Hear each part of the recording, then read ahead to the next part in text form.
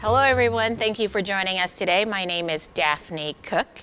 I want to thank you for joining us for the Home Instead Aging Well series, Financial Planning at Any Stage. So financial planning is important no matter what age you are, but for seniors it means having enough confidence to have the funds you need to enjoy retirement without the burden of financial stress. But what does that look like? So here today we have a couple of experts who are going to talk to us about that. And I want to mention that if you have any questions at any time, go ahead and throw them in the chat and we'll save some time at the end to answer those. But today, joining us, we have Shan Wilkins from Home Instead. Thank you. Hello. And we have Lakeland Hoglan from Home Instead. But you are a gerontology expert and a caregiver advocate. Yeah. So could you just please explain what is that? What is that? Yeah, a gerontologist is someone that studies the aging process. So I am very interested in learning about how we age. You know, we're all aging from the moment we're born. So I really study the life course. And I'm not a geriatrician, a medical doctor, but I study the holistic side of aging, you know, the sociological, the psychological. There's just so many unique aspects to aging. So I like to kind of study it all. And then the caregiver advocate work that I do at Home Instead's global headquarters is really advocating for caregivers, because they often take on a lot of responsibility of caring for aging parents. So advocating for them, for resources and support, doing a lot of educational events like this one here today, just to help people have a more successful caregiving journey and a successful aging journey. Well, Lakeland, so you mentioned aging, and we're aging from the very beginning. Yeah. But as we look at retirement, a lot of time what goes into that is how you age. So can you talk a little bit about how you age, how that plays into retirement? Oh, most certainly. Well, I think we, as a society, kind of have this vision of retirement, of golfing and a lot of travel and leisure. And if this year's taught us anything, is that we're not really sure what life will bring. And so when somebody's considering their retirement years, you do have to take into account how you think you're going to age. You can look at things like your family health history, because health plays a big role in how you'll age. You know, are you currently managing a chronic condition? Do you have, heart disease in your family? Because that could impact you in later years. It could also inspire you to engage in some healthier habits to help prevent that in older years. And also, as you think about retirement and the golden years, as some like to refer to it, you want to think about where you want to be. Do you want to stay in the home you've raised your children in, or do you want to downsize? Or what if you have to make a move to a senior living community? So kind of thinking through all aspects. And I think some people, we were talking about this earlier, you just put some money in a bucket and say, well, I'll just use that for retirement later. But they don't necessarily think about, what is it going to actually cost to enjoy retirement, but then also what is it going to cost when I need care and support. A lot of times people think, well, my family will just take care of me, we'll figure it out when we get there. But there's a lot we can do at younger ages to kind of map out, okay, about what will it cost to keep me at home or move me to a community setting. And so with that information in mind, then you can start to build out that retirement savings. Well, it sounds like the decisions that we make today greatly affect the decisions that happen in the future. And so we might be planning for that travel or golfing and living in our own home, but that might not happen. Yep. And so what are some of those questions that one can ask to plan for that? Yeah, that is a great point. And you can start to ask yourself, if I can envision my retirement years, what is that going to look like? And, how have I saved kind of leading up to that? I know a lot of people have 401k offerings through their place of employment, but some people do not, and maybe they don't have the opportunity to save quite like others do. So that might impact how long you have to work. I know, for a long time, 65 was the age that people retired, but they've moved that up to, I think, 67 and a half now. But I know a lot of seniors, especially a lot of caregivers we employ at Home Instead, they're working well into their 70s and 80s. One of my coworkers is celebrating her 80th birthday, and she's still working full time. So you want to think about, how long do I see myself working? And a lot of people engage in these encore careers, which is beautiful and amazing. And I know next month you're talking about working in your next series. Yeah. So you'll cover that in more detail. But you could go on to have, that fun career that you always kind of wanted to have, or pursue a passion, or even start your own business in retirement. So you really want to think through those types of things, and also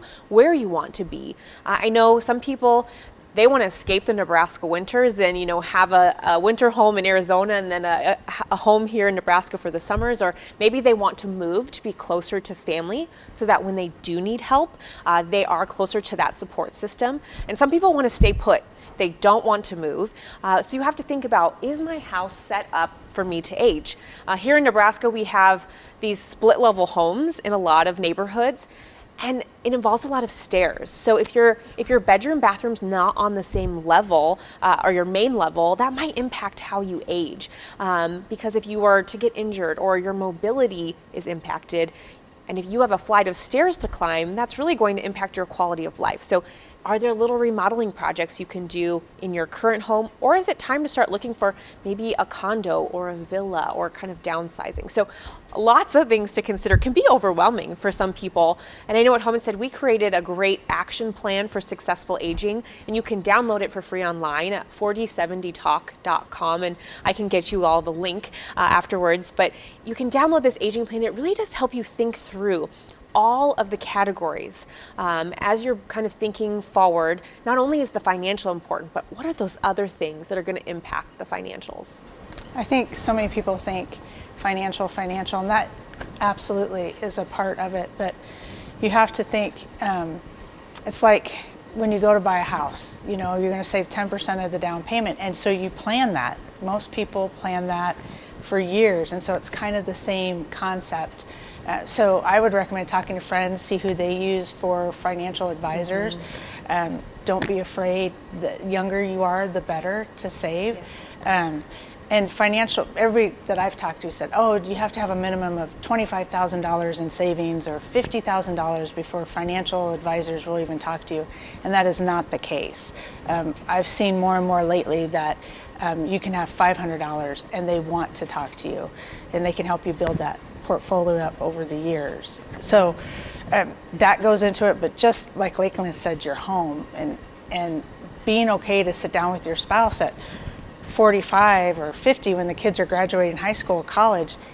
Do we really want to be here? And then just reevaluating where you're at, because you're not at 25, 30 when the kids are 3 and 4. There's no time to think about that. But I tell people all the time, when your kids are graduated from high school that following summer, sit down and have a conversation. Where are they going? What careers are they going to do? Because that may impact where you decide to live. If your kids aren't going to come back to the place that you live, well, do you want to move to where they move to, and because that's where your grandchildren might be, or you just want to have that family closeness? So those are things to think about. And then as your kids go through college and life, hey, are you going to move back here? And they often think, why would you care? But you tell them, well, we're planning decisions, and we want to know what you're doing too. So much goes into it. And then use your resources to look at the areas you may want to live in for what's the economy like, what do groceries cost, what does the taxes there. I mean, I think South Dakota, people don't know, South Dakota is one of the best states to retire in. Really? Yeah, and I think it's too cold. Yes, but it's too cold. There are states that are better to retire in than others. So those are things, and there's resources on government websites, Social Security sites, Department of Health and Human Services. All those websites are available to help make some of those decisions. So yes, you have to save, but you also have to have a realistic conversation on what direction do you want to go. And then it's just not you, it's your spouse, and it plays in the kids and stuff like that. So yes, I would love to golf, but my kids are never moving, so I'm stuck here because I'm never leaving the grandkids. So it's stuff like that. But you don't know that. 10 years ago, I wouldn't have thought that way. So I think it's good every 5 to 10 years to kind of think about those things after your kids are out of the house. It sounds like it's a more holistic approach, and it's so much more. Finances are a big part of it, but it's so much more than just the finances. As you mentioned, one of your goals is to stay close to the grandkids. So is it staying close to the grandkids? Is it the weather? Is it taxes? Do you need a 4-bedroom house when all the kids are gone? Right. And we were talking about building a house, and my husband, it got bigger, and I'm like, why? Well, the grandkids have to come. Not all the time. I mean, so it's, but we had to get on the same page and find how to meet each other halfway, so that he had the things to do, that he could do the things he wanted to do, and I could do the things I wanted to do, and so now we can start financially planning on what those things look like. And so, finances, you always want to be saving, but things change, and so that's going to change the dollar amount as well. So it's not all about finances, but some of it is. And Shan, you and I had talked about how oftentimes what is needed to retire on is underestimated. Yeah. So can you speak a little bit about that and the impact of that?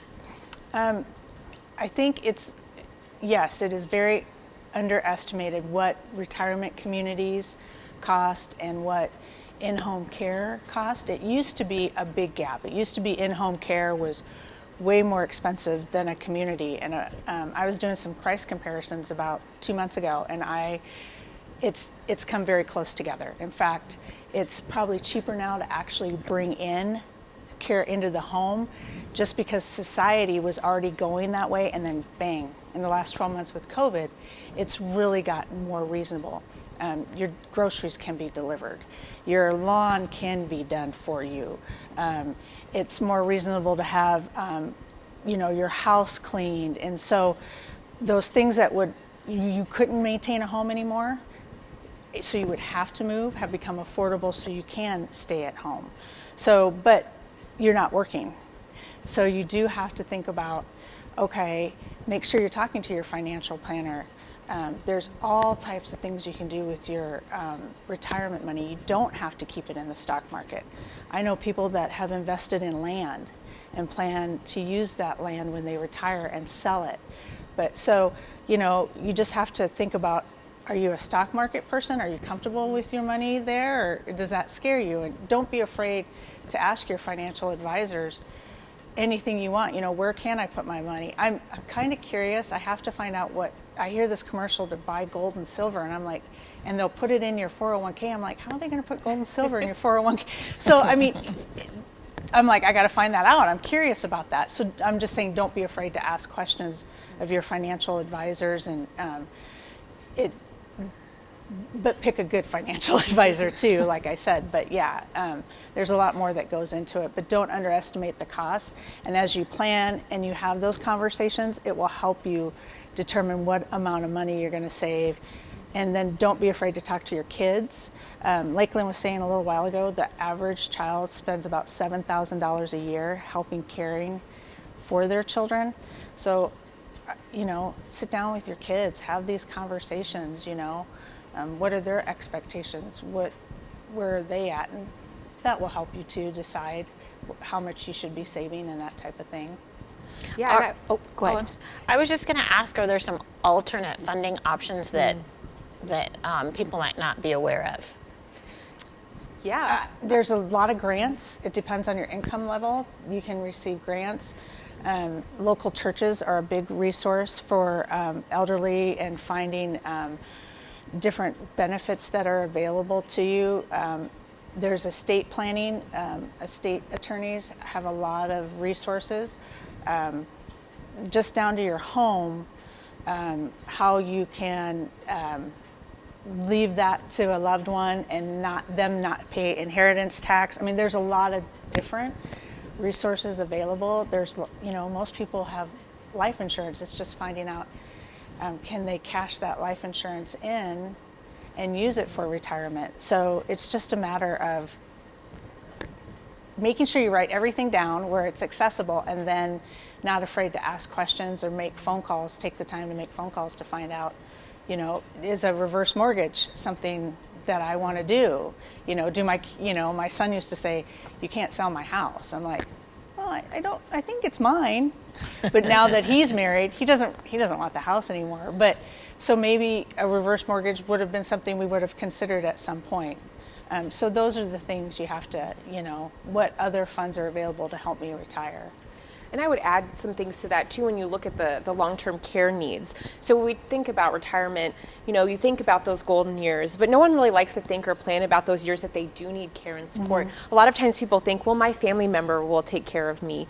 My daughter or son will step up to the plate, but there's a lot of care options, and long-term care insurance is one of those options that your financial advisor might present to you, because often you can cover the type of care that you need with that long-term care insurance. So sometimes that's another solution. I know the reverse mortgage is a popular one, the life settlement, cashing in your insurance policy.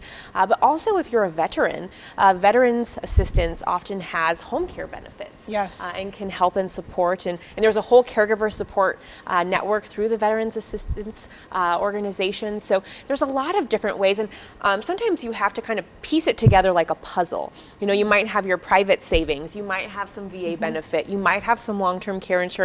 Your child might pick up some of that expense, because we see family caregivers, they're still working and raising their kids. They're sandwiched in between their kids and their parents. Daphne, we were just talking about how many people find themselves in that scenario. So sometimes the kids will say, well, I can't be there every day to check in with you. I'm working. I got to run my kids to their activities, so I'm going to pay for support to come in and help you as well. And I think a lot of people who are caring are looking at their parents and saying, wow, mom or dad really didn't save enough. So how can I set myself up for success for my retirement? And there is a great planning tool out there, Genworth. They're a large insurance carrier. They have a cost of care calculator on their website. So if you just Google Genworth cost of care calculator, you can type in your exact zip code or city, state, and it'll pull up the estimated cost of care today.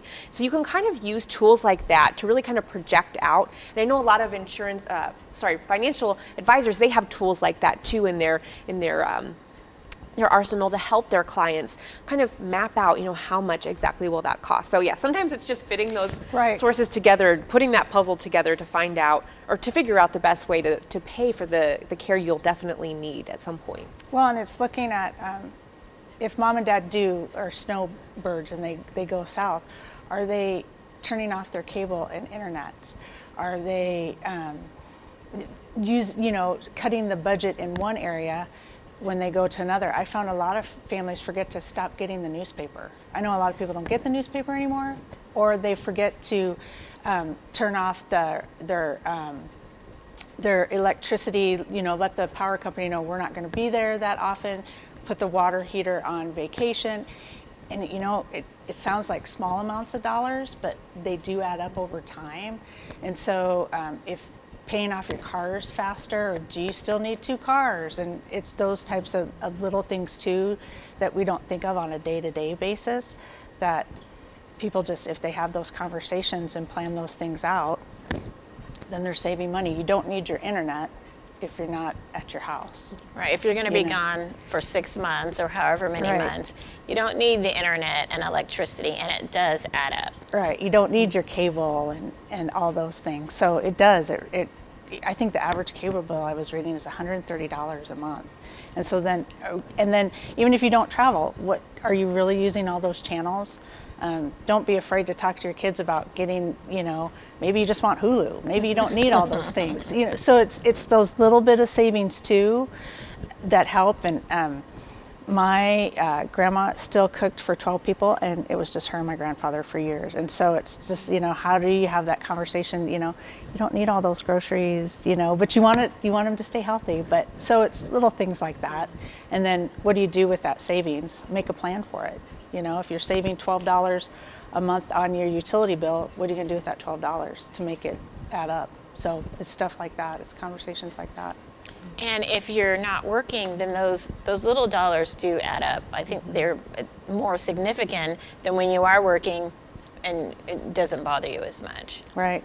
Yeah. Write it down. It's always good to see. I always like to write it down so I can see. So it's, and if your parents don't use Excel, it's okay. They can They can write it down, and you just have to work with them on that kind of thing. So, Well, it sounds like planning is key.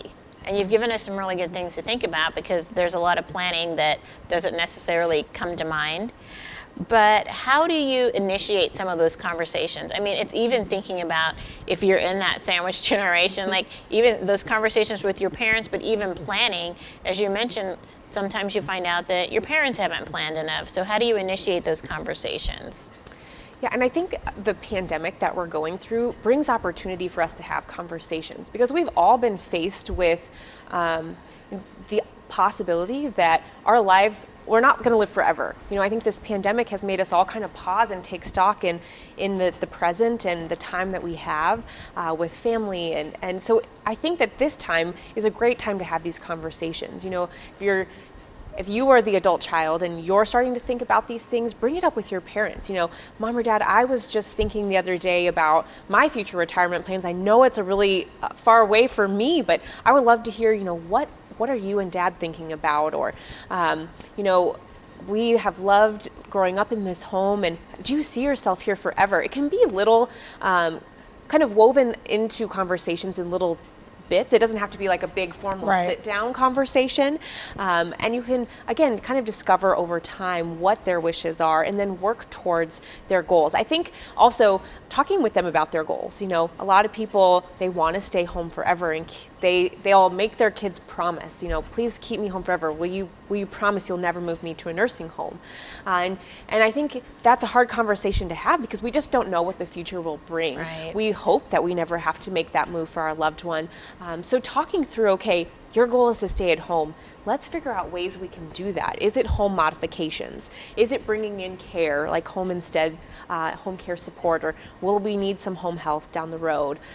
Or, there's not a bathroom on the first floor with a walk-in shower. It's only a bathtub. That could be a hurdle down the road. So can we look into remodeling? So again, these conversations you can have little by little over time. But then, as Shannon mentioned, recording down all of the important nuggets of information, the account numbers, the advanced directives, choosing a healthcare power of attorney, a financial power of attorney, and then having those more formalized pieces together in a place where someone in the family knows where it is in case of an emergency. That is also key, because we find so much that planning happens in crisis instead of in advance of the crisis. And if we can have those conversations earlier, the better it is for everyone involved, because the adult child has less guilt because they know what their parents' wishes are, and then the parents can have peace of mind that my loved ones know my wishes, and so I feel confident in my healthcare power of attorney, my financial power of attorney, because we've had these conversations, so I know they'll make the best decisions on my behalf. So it doesn't have to be a formal sit down, but you can start to have those conversations little by little over time. Well, I was just going to say, and so I know CHI, and I'm pretty sure the University of Nebraska have what they call health coaches and social work services, Nebraska Office on Aging. So if it's hard for you to have those conversations, you can't get them weaved in, it's okay. Or you can call home instead and ask us for advice on how do I start this conversation with my parent. They're just unapproachable. And it's okay to bring in someone from the outside to help you navigate those situations. Because a lot of times a parent does not want to give up what they feel like they're giving up their freedom. Like, I can't tell you everything because then I won't. What if you don't ask me? And then just, getting through those types of things. And so I always go back to, I tell people, your daughter really doesn't want to take care of your intimate needs at the end of life, or if you fall and you have to have in-home care and stuff like that. Do you really want your daughter or son to do? Oh, no. Then it's like, oh, I didn't think about that. Right. And so, if you need to bring in an expert, a nurse or something, give us a call. We can help with that to start those conversations. Well, I talked with someone recently, and he said he'd been trying to have a conversation with his family for a while, and they kept putting it off. And he set a date, and he said, we are having this conversation on this date. And really, it was in response to the pandemic. And he said, bring your documents. Do not come unless you have your documents. And he said his siblings came, his parents came, and it was a really good conversation. Yeah, and you can make it like have dinner, and you don't have to make it so formal and invasive. It can be, hey, we've got to get together and plan. I know families that are having, like if there's a disaster, where do we meet? Having those, if everything goes off the grid, and I just giggle, but so it's kind of like that, and they just have a family night, and after that they're going to play cards or something like that. So you can make it not so stressful, and little things like I see families all the time, they don't know where their loved one even gets their prescriptions filled. So, it's really making a list before you have the meeting. Okay, what really do we need to know, so that it's, realistic planning too. So stuff like that. And I would add, this is not a one and done conversation. Right. It needs to be revisited on a regular basis. So whether it is kind of like spring cleaning, okay, let's clean up also our plan of action. That could be a great time of year, or around the holidays could be a good time, because a lot of times people are together. But also after major life events. Maybe there's a family member who passes away. Maybe they were the healthcare power of attorney. Well, you need to update those documents. You need to have a conversation if your spouse passes away. Maybe after, you're going to be grieving, but it's also a time to make some important decisions on how you want to move forward, and kind of reevaluate and recalculate. So it's not a one and done. You have to have this conversation, over time. And once you make the plan, everybody in the family gets used to it. They just expect it. Okay, it's before I go home after Christmas, we're going to sit down and have this conversation, so we're ready for the new year. So families get used to it, and the family members expect it. So it's always good to at least start it, and the sooner the better to start it. Don't be afraid to start talking to your kids out of high school or in college. I mean, you have to have those conversations that are appropriate for what they can take in, but the sooner you start making them a part of the planning, the better, so that they take that with them wherever they go. My mother-in-law, I have one brother-in-law in Arizona that does her taxes every year, and we know he does her taxes. So, I mean, it's planned. We know it. We don't worry about it. Another one pays these bills. So we've set up some things, and it's just, that's what you have to do as a family. And then everybody knows their role. So you have less bickering in families, so. Well, it sounds like there's this transition that takes place, and it's like all the transitions that happen in life. So there's this transition from where parents are the ones, the aging, who are in control, and it's not that they're not in control, but it's more people have information just for access of assisting. And so you mentioned the power of attorney and the different types of power of attorney. So just because there's a power of attorney doesn't mean that someone is in control of everything. Correct, yeah. So when you designate someone as a power of attorney, it's really only in effect when you're no longer able to make decisions for yourself. And I think you made a great point. We in no way are saying that older adults have to give up their independence in this planning process. In fact, it's enhancing that independence, making sure that their wishes are known. So we want the older adults to feel empowered to create a plan, whether it's their financial plan or their healthcare plan or just their general kind of aging plan. But yes, those important documents don't go in effect until after the person is incapacitated. So for instance, if I'm in a car accident and I am unconscious, and somebody has to make a decision on, do I get rushed into surgery or not? I, even at my age, should have a healthcare power of attorney designated so that somebody can make that decision for me. I might hopefully come out of that coma or whatnot and be able to make decisions for myself again down the road. But in that moment, I didn't have that capacity, so I needed a healthcare power of attorney. As we age, cognitive issues are more and more common. Cognitive loss is not a normal part of aging. I think people have that misconception. But for those that are maybe diagnosed with dementia or Alzheimer's, these conversations and designating these people to make decisions on your behalf is so important. And doing that early, right after diagnosis, when that person's still able to contribute to the conversation, contribute to planning, that is so, so crucial and so important. Well, and you have the financial power of attorney. So you have different types of power of attorneys. It's important to go to the bank and put upon death, so I I see a lot of families struggle with the banks and the power companies and all these things because they didn't take the time to plan them out. And the simple thing of just getting the power in somebody else's name, if there's been a crisis or, someone falls and they're in a rehab center for 3 months, you need to have somebody that can call the power company, can call the cable company, can call the bank. And so not only planning it, but then calling those agencies and saying, what do I have to do so that you legally can talk to this person if you need to. And it doesn't mean that the child can call anytime. It just means if something happens to me, this is who I want to talk for me.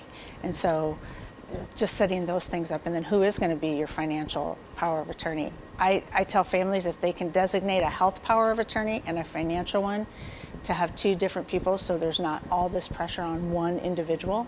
But it depends on family dynamics and that type of thing. So, Good point. yeah. So there are a lot, I think more conversations are happening right now because of COVID-19 and living through this pandemic. But have you noticed any changes in care, or have things changed because of COVID-19 in the way that you do business or the way that families are coming together and the way that we look at retirement? I think it's completely changed all aspects of life. I think some for the better. I think that it is causing people to stop and plan out their short-term and long-term needs.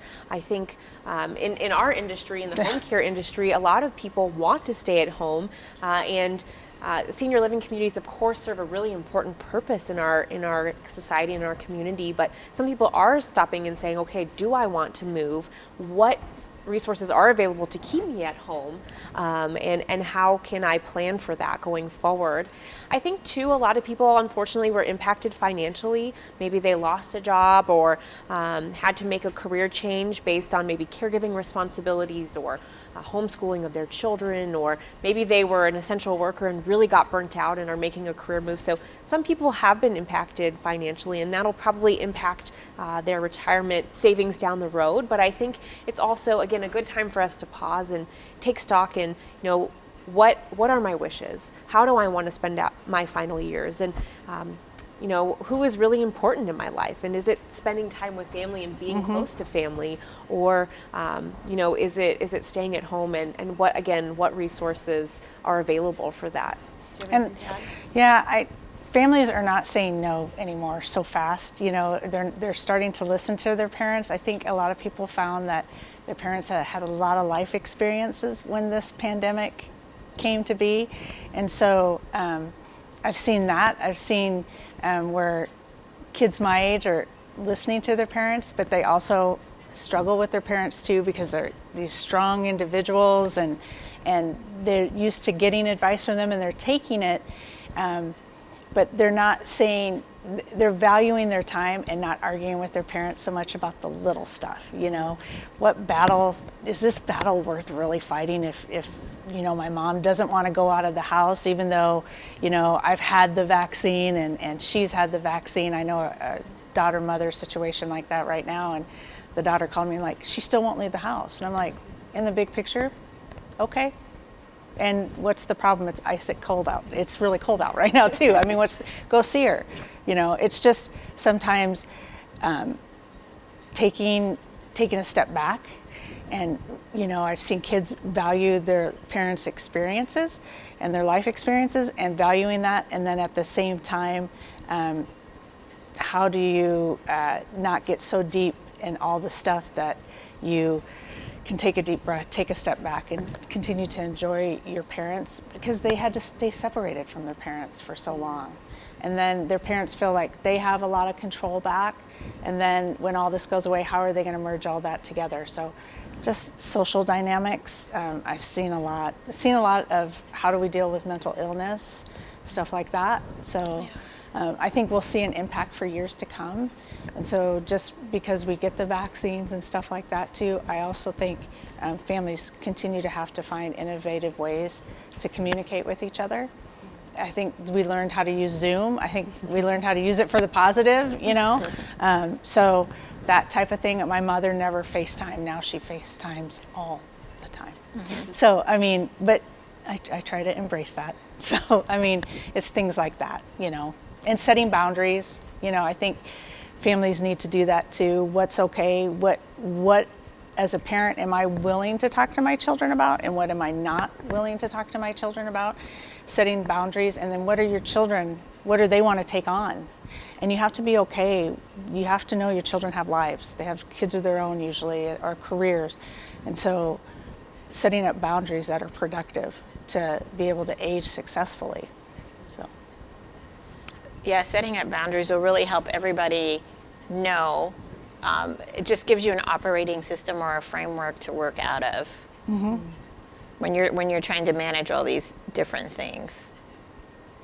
So there's so much going on right now, and there's so many different stages that you go through. And Shan, you were talking about just that stage of there's this transition of having parents who are a particular way, and then that kind of changes as they age. And just because that changes doesn't mean that that you're ready to take control. But I mean, there are changes.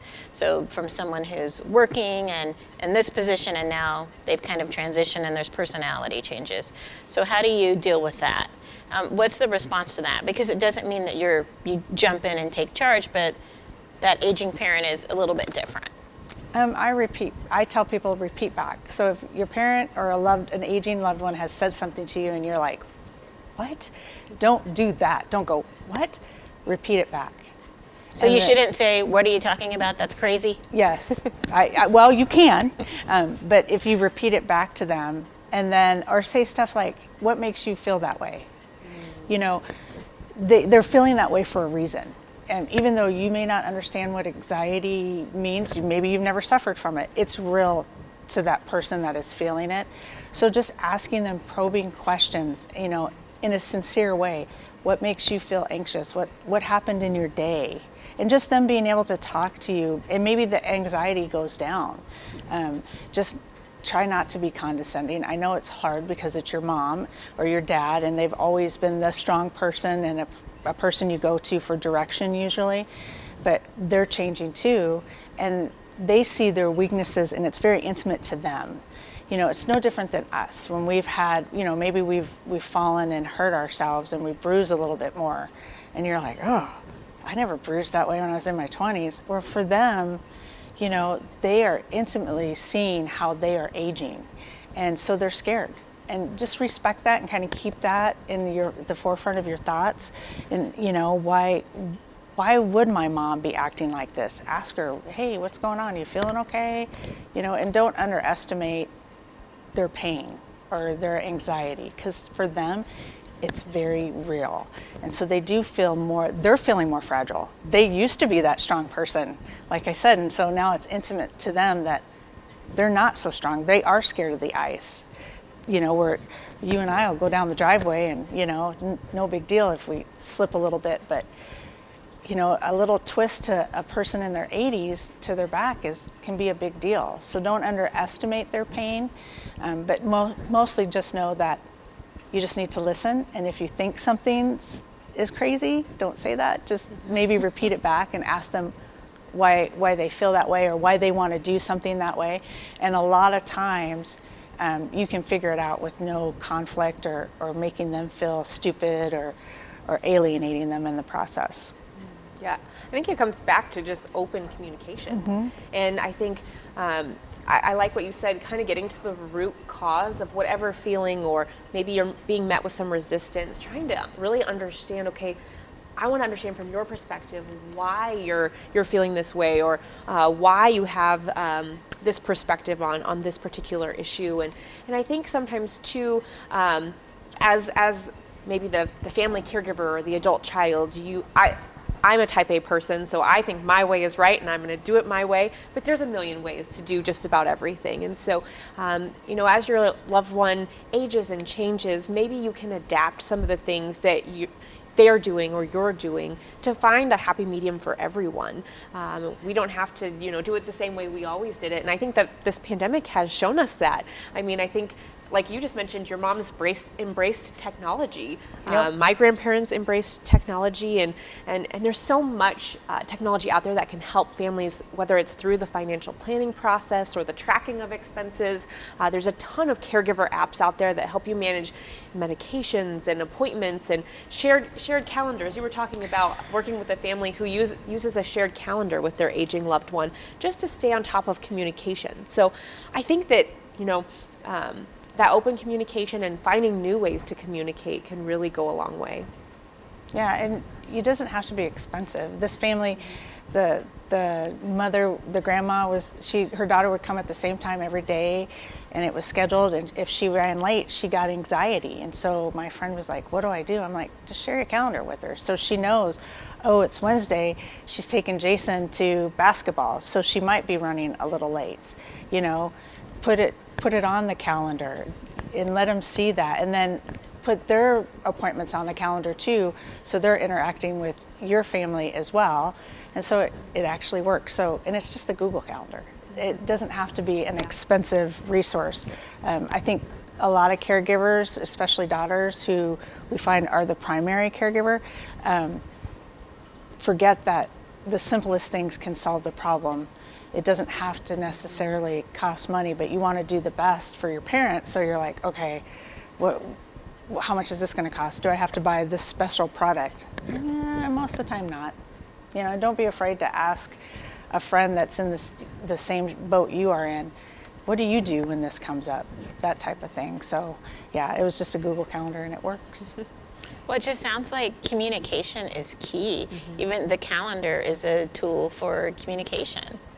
Yeah, most certainly. Keeping those open lines of communication are so vital, and I think as you're building out your plan, just again communicating with everyone involved. Where are the important documents, and making sure that everyone is on the same page, because that will help just to ensure that that again the older adults' wishes are carried out, and everyone is kind of in sync with one another. Yeah, and I tell families, because I personally had a client that their father had passed away, and he didn't put everything in a central location, and he had air rights in Los Angeles. And they're like, what is that? Well, come to find out, it's too bad they didn't know about it, and he didn't think about it when he was alive, because it could have helped with his retirement. But then they didn't even know what to do with air rights. I had another family that had mineral rights in South Dakota.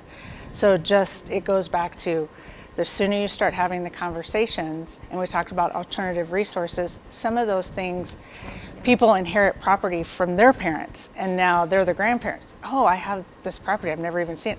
You may be able to sell that to help with retirement. So just writing down the resources once again and communicating, and don't be scared to do that.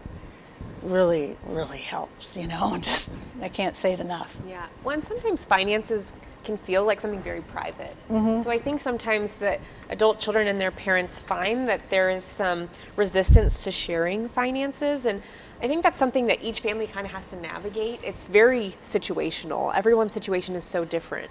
And so you might, as an adult child, find that your parent does not want to share their finances with you. And so again, it goes back to that communication, how you approach the conversation.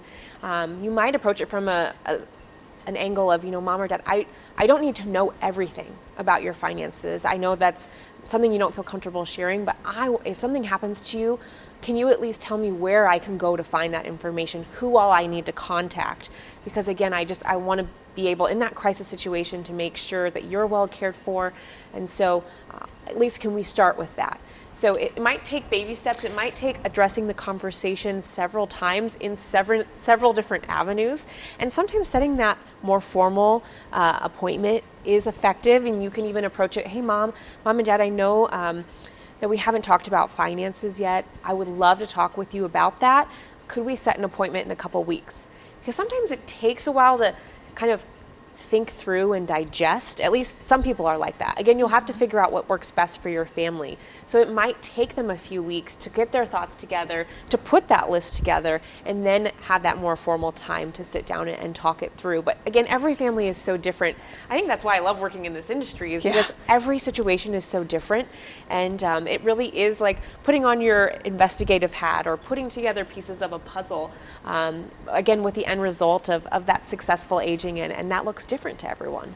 Well, and it goes back to boundaries. So if you have a parent that doesn't want to, they just don't want to share that with you, then it's simple as, okay, who do you want to share it with? Maybe maybe they have a different family member, but you have to be okay with that. You're going to have to respect that. And you just, okay, or maybe it is their financial advisor. And it's okay to say, well, can I at least call the financial advisor and they can give me an idea of a direction if something would happen to you. So it's respecting the boundaries and just coming together and meeting halfway. And once you do that, I find that families open up more. I find a lot of families, it's cultural. It depends on your culture too. So being realistic about that and knowing that one family may do it different than another family. And that gets really interesting too as people grow, and maybe a daughter married into a different culture, and so the way the daughter's family does it, they don't do it that way. So it's just respecting boundaries and setting them up. I think most people can be reasonable as long as they're approached respectfully. And I think if you remember that, you'll be okay. Well, today we're talking about financial planning at all stages, and you mentioned crisis planning, and it seems like it's kind of late to plan in the middle of the crisis. So what are some things you can do ahead of time to make that go more smoothly? Because things are unexpected, but there are some maybe steps you can take on the front end so when the unexpected happens that it's not so hard. Well, I your insurance cards. I can't tell people enough, keep them in your wallet so the daughter or son can find them if something happens to you. Write down, I tell people, if you know you have arthritis, the minute you're diagnosed, walk through your house. Where are the hazards? Is the shower too high? Could I fall? Okay, if I fall, what does that entail? So again, planning and having a central location where you keep everything. And then if your loved one does go in the hospital, what does that look like? Usually it's they've got to go to rehab, or can they go home? And just knowing it's okay to tell whoever you're working with, I need to take a minute. I need to take a minute and figure out, maybe make some phone calls and call people. There's all Eastern Office on Aging, us, and you can do that. But just centralize your information. I can't stress that enough. You can call and get, there's a red pocket you can get on your refrigerator, and it's for the ambulance. If an ambulance driver comes in your home and they see that, they're going to grab that. That's going to tell them, if you're a DNR, which is, do you want to be resuscitated or not? So as you're planning these things, taking control for yourself, that's something you can do yourself. And just then letting your family know, hey, if something happens to me, in the second drawer of my dresser in my bedroom, I have copies of my insurance cards and my living will, and this is the hospital I want to go to. And I don't know who my mom's doctor is, so she did make a list for me. She just keeps it in one central location, and if I need to ever grab it, I know where to go. Yeah, I hear a lot of families have like a little binder, and they have, the insurance card, they have the power of attorneys for healthcare, the living will, financial power of attorney. But it's one thing to, make those documents, but it's another thing to make sure the right people have it. Like, once you create a healthcare power of attorney, make sure it's on file at your doctor's office. Make sure that the person you've chosen as the healthcare power of attorney knows that they're the healthcare power of attorney. You don't want it to be a surprise for them in the emergency room. Also, the financial power of attorney, make sure that the bank has a copy of that. And also, the medication list, that's a huge one. The doctor's list, just having those, like you mentioned, on the refrigerator as an easy go-to, can grab it in an instant.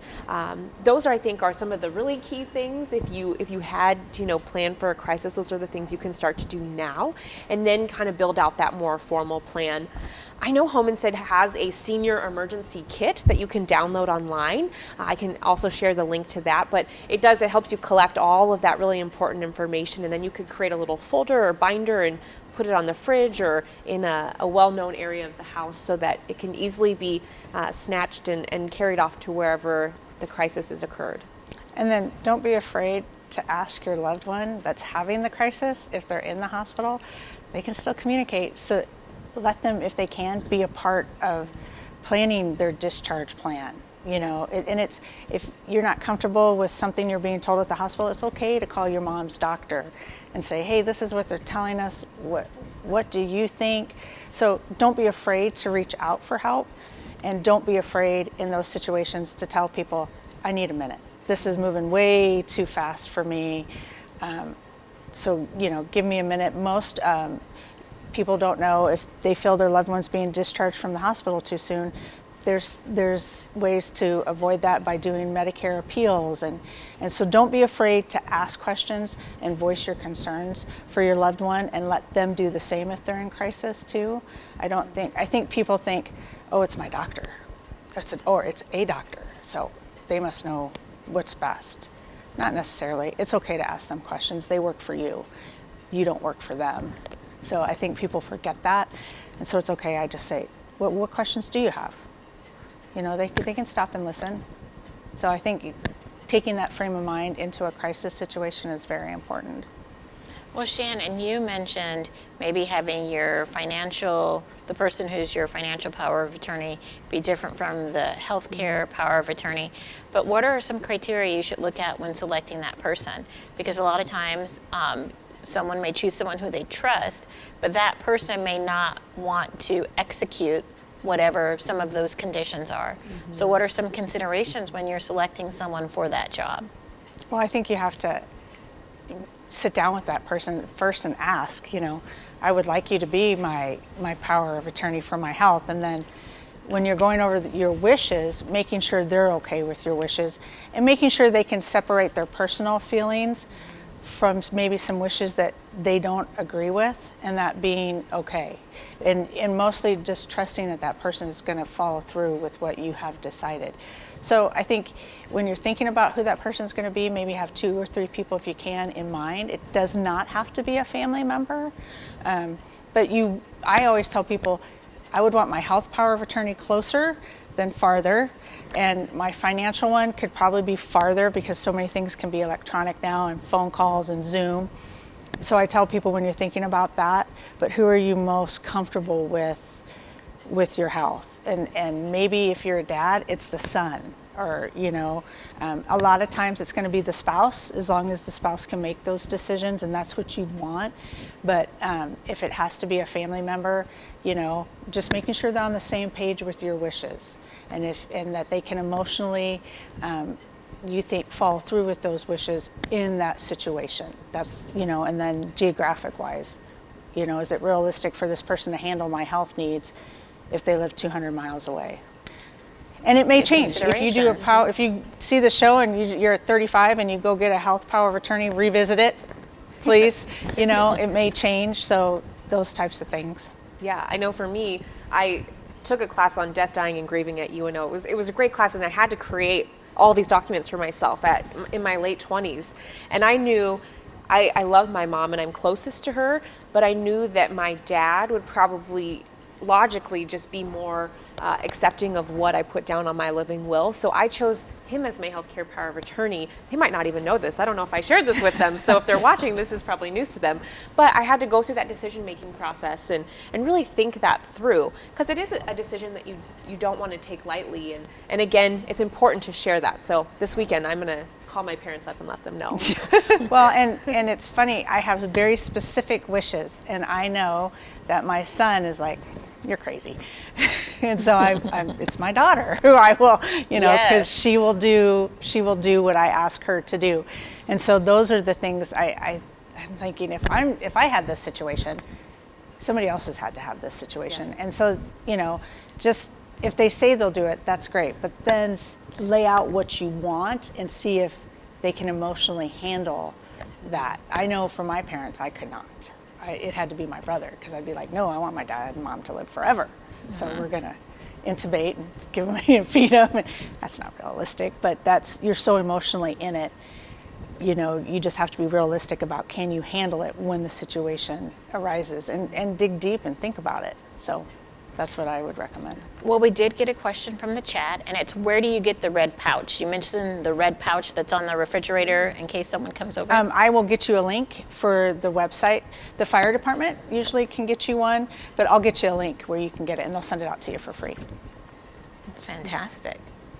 So as we're looking at finances and aging, I thought we could just talk a little bit about cybersecurity. Oh, yeah. Just a light topic. Just let's throw that in at the end. Right? Well, I mean, so much of the finance world has moved online, so it is certainly of concern and probably top of mind for everyone. But I think, too, those individuals that didn't grow up with the internet probably have some more reservations and hesitations with doing things like online banking. And, people still do write checks. I think I have a checkbook that I've written one check probably in the last year. I do all of my financials online. And there's some banks that are completely online now, and they don't even have a brick and mortar. So I think that cybersecurity is top of mind, especially when we talk about finances. And when you are working, with a financial advisor or your bank, they are by law required to provide people with information on how they're keeping your data and information safe. So it's okay to ask questions, and it's normal to be a little skeptical. And I think if you're a loved one, you're trying to help them maybe set up online banking for the first time, just reassuring them and kind of going through the safety precautions that the company takes or the organization takes can help hopefully put some of those thoughts at ease. But what about you? What do you think on this topic of cybersecurity? It goes back to finding out where your parents shop online. Do they use Amazon? Or are they still going to Target? So if they're not using Amazon, but all of a sudden they get an Amazon account, so telling them when they set up an account, use an alternative email. If you lose your password, maybe they should use a family member's email in that process, because if they get hacked or something like that. So think about those things, listing, what do my parents, where do they shop? And so if they get a bill from Amazon, you're like, did you use it? No, there's a clue. So know where they shop, and then once again, where are they shopping online, and then working with them to help them set up the accounts, set up the security questions, sharing the security answers with them. There's apps that will make your passwords for you. So getting showing your parents those apps and seeing if they'll use them. So they have all their passwords in one spot. I know you have to make a different password for everything. And I'm like, I can't even remember them all. So once again, central location. I need to get the password for my mom's phone and her passwords for her computers. I don't have those things. I'm just sitting here thinking about that. I'm like, oh. So those types of things. So if something does happen, you can get on their computer and maybe see their history and see where they're shopping and stuff like that.